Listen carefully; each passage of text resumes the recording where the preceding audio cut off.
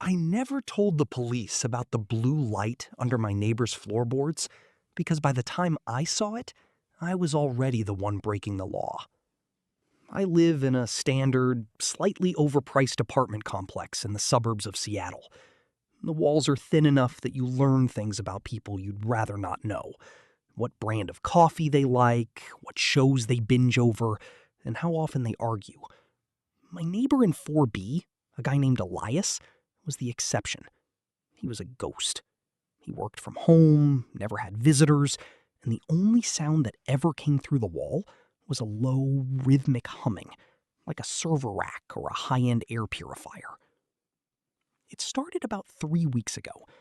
I was working late on my laptop when my Wi-Fi just died. Not a standard outage.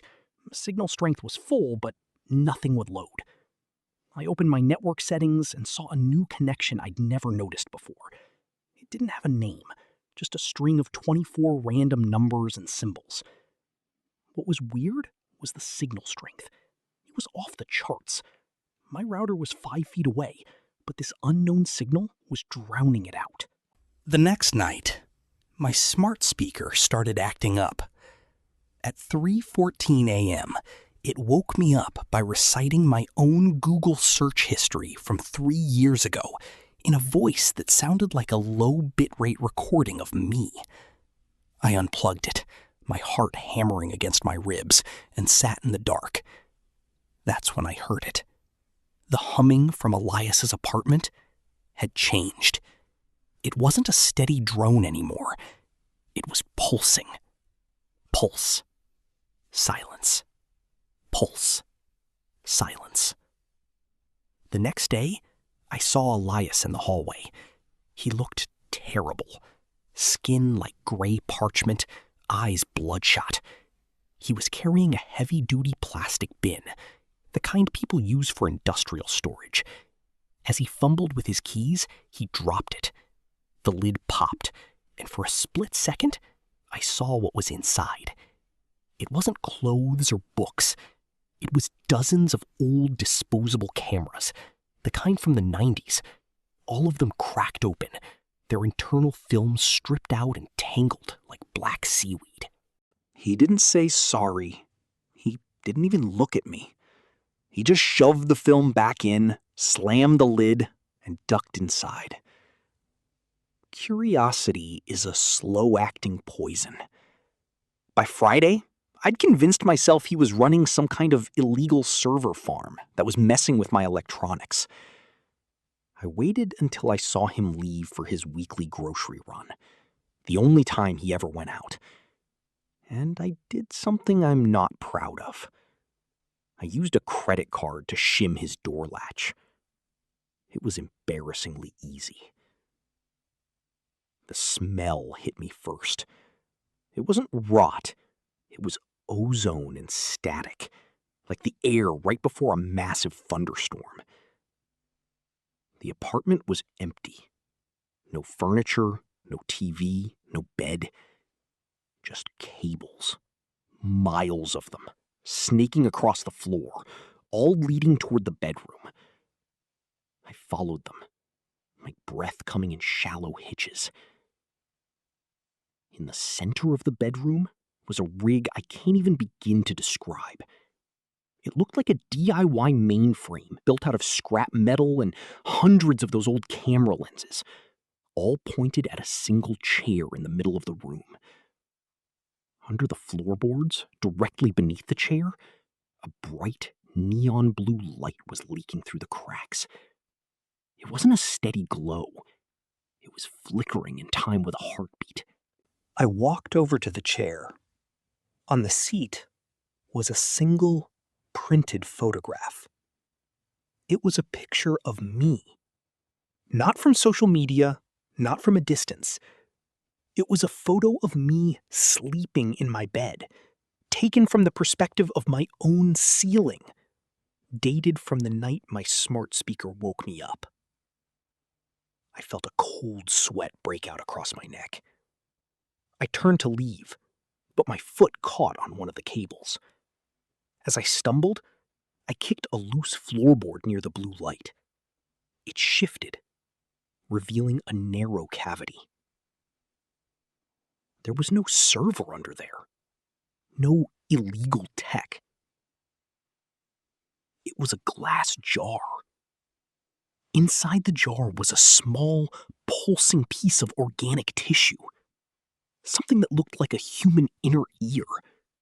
But it was translucent and glowing with that rhythmic blue light. It was wired into the rig. The cables weren't sending data to the internet.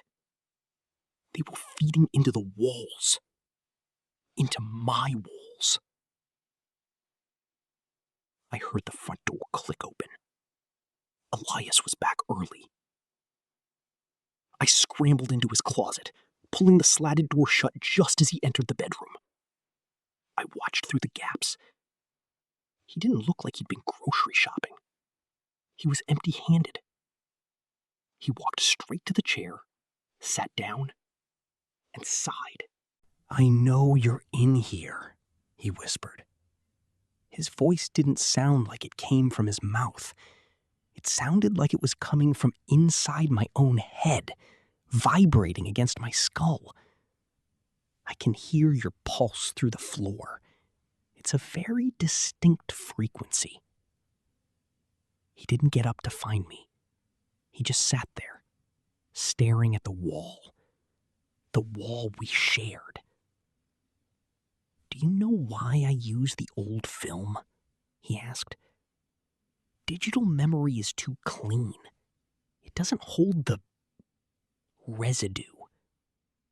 But the silver halide in old film, it catches things. It catches the parts of a person that stay behind in a room when they leave." He turned his head slowly toward the closet. His eyes weren't bloodshot anymore.